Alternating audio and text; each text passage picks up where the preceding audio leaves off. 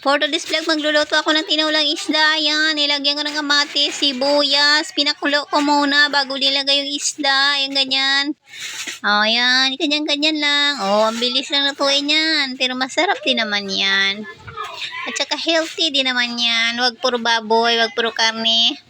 Kumain din ka ng isda. O, ayan. Yan, malapit na naluto yung ano. Tinakpan ko lang yan ng ilang 15 minutes at 10 minutes lang. Tapos ayan, nilagay ko na yung siling mahaba. Tapos yung dahon ng kamote. Tapos maya maya ilagay din ang isunod ang sibuyas dahon. Onion leaves. Yung onion leaves yung pinakalas ilagay. Yan, halo-halo lang.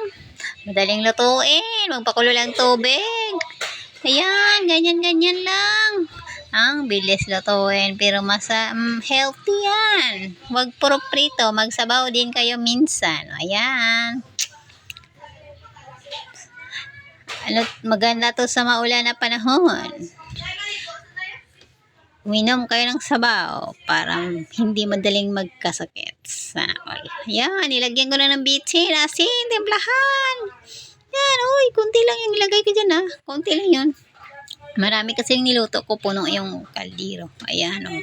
Ilagay ko na yung sibuyas down. Tapos, maya-maya, okay na yan. Pwede nang kumain.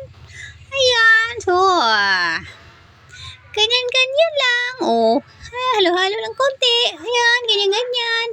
Tapos, pwede nang ihain. Yan, masarap ang sabaw niyan. Manamis-namis. Okay, thank you for watching. Please comment and share.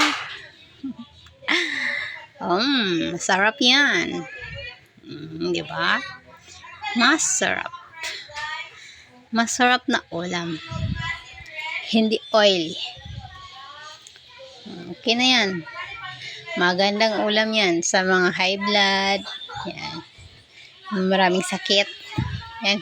Mag-isda kayo. Huwag kayong kumain ng baboy. Huwag kayong kumain ng karne lagi. Magsabaw na lang ka ng isda. Okay. Thank you for watching. Bye!